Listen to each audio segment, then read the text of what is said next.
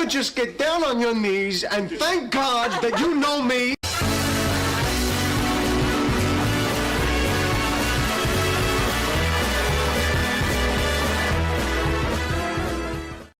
Welcome back, ladies and gentlemen, to the Stock Market Show. This is your host, Shades. As always, don't forget to hit that like and subscribe button.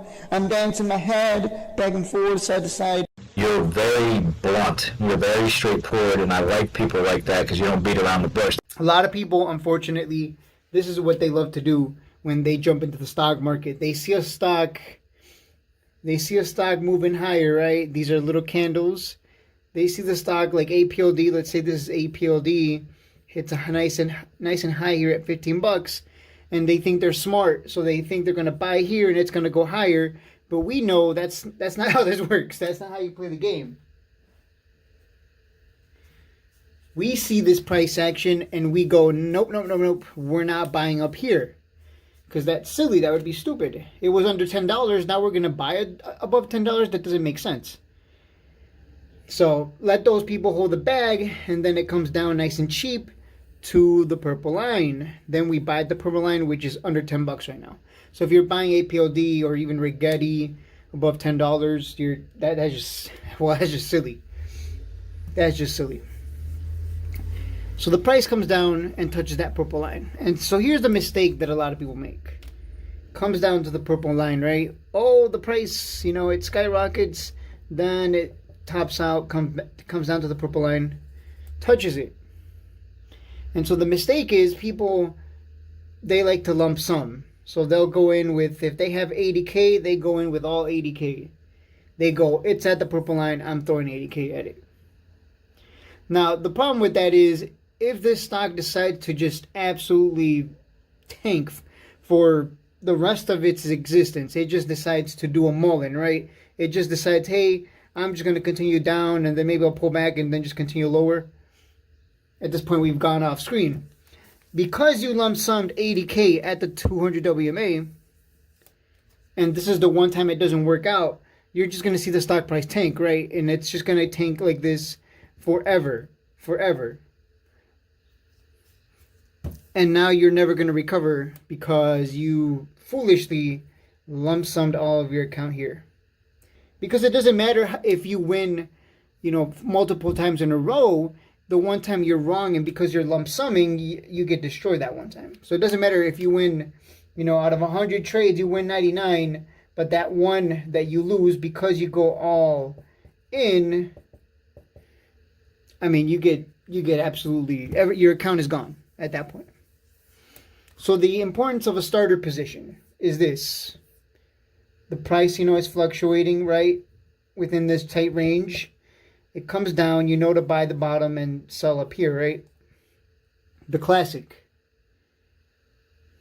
When you add down here, you don't just go, oh, 80K in. No. You look at that bottom and you go, yes, I'm going to add a nice little starter position. So instead of 80K, you would add $1,000. And I know what you're thinking. You're like, oh my God, but Shades, if it goes 50%, it's only $500. It's not life-changing money.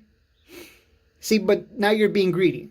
That's what that is. That's just you thinking. That's just greed. That's what that is. You want to take one. You want one trade to take you from 80K to millions. That's the real. That's what you really want. That's you want to make your salary in one trade, at the risk of potentially losing that much as well.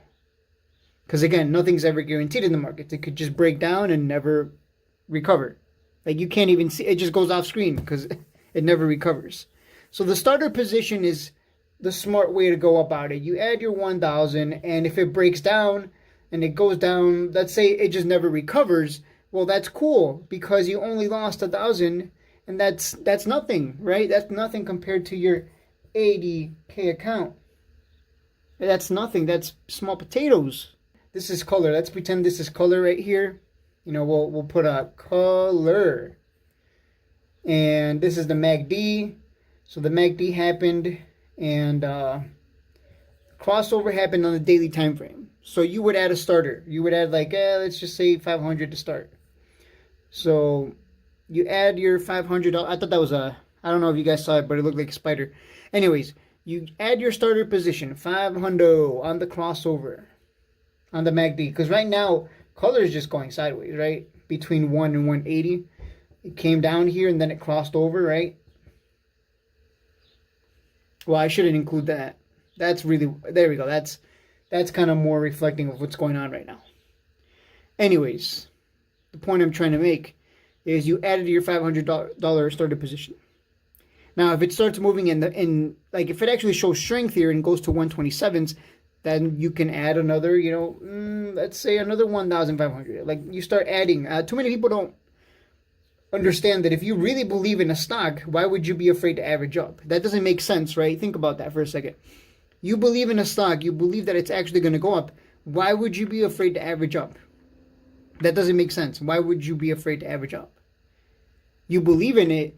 That implies that you think it's going to go up. So, and it's going to go up a lot, because obviously no one puts money into the markets because it's going to go up a little bit. Hey, it's going to go up 1 cent. Woo! No, people invest, people trade because they want the stock price to go up a lot. 30, 50, 100 plus %. So if you believe in that, if you truly believe that in your heart, and you're actually not scared, then averaging up is fine. As long as you're averaging up until a certain point. Obviously, KULR right now is under the purple line, so you're still buying it at a massive discount. So this is where the 200 WMA comes in. And the 200 WMA, if you guys know, maybe I'm hungry, but this looks like a sandwich. I don't know. But anyways, a really weird sandwich. You know that under the 200 WMA, you're getting a discount. So as long as you're averaging up while you're still under the 200 WMA, you're good. Remember, under the 200 WMA, you're getting a discount from the highs of $5. And somehow you're scared to average up when it's... You're scared to average up when it's still at a massive discount from highs? That's silly.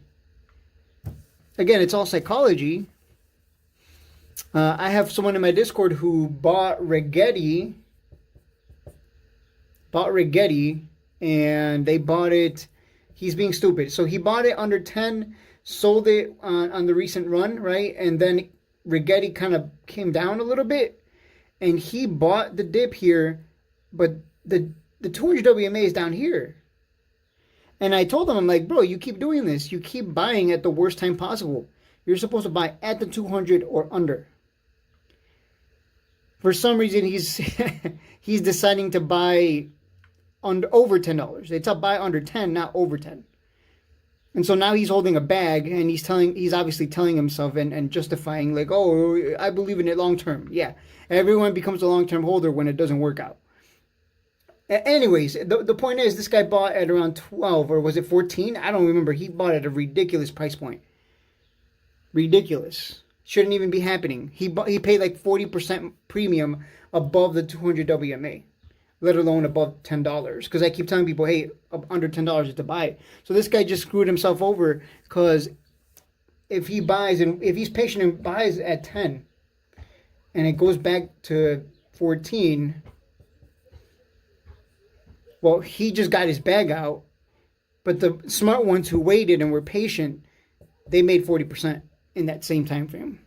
And yes, he can average down, but guess what? The smarter ones are just, there's no averaging down from 14 to 10. They just start buying at 10 because they have the patience and discipline. So combining the 200 WMA with the MACD signals and having starter positions while being okay with averaging up, right? Because you believe in it, right? Why would you be afraid to average up? You believe in it. Those who averaged up on APLD, they just kept making money.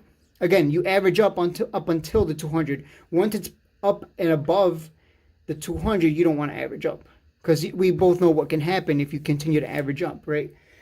When KULR was up here, right? When KULR was skyrocketing and it was up here at $5, it was way extended above the 200. It was way extended above the 200. And if you averaged up like a sucker at the very top, for some reason, I don't know why you would average up. You should never, again, be averaging up above the 200. So if you were averaging up, you'd just be, I mean, you'd just look silly, right? Like, you just, like, why are you averaging up here? That's stupid. Because you never know when it might stop going. You never know when it's going to reverse. You know it's not going to go up forever. So if you kept averaging up, I mean, eventually it did this, right? And then it broke. Yeah. So never, ever average up when it's above the 200. While the price is still under that 200, though, you know, by all means, as the price fluctuates down here, you know, average up, buy here, average up here. You don't care. As long as you're buying under the 200, you're getting a massive discount. And I take my chance. Risk is managed, I let it dance.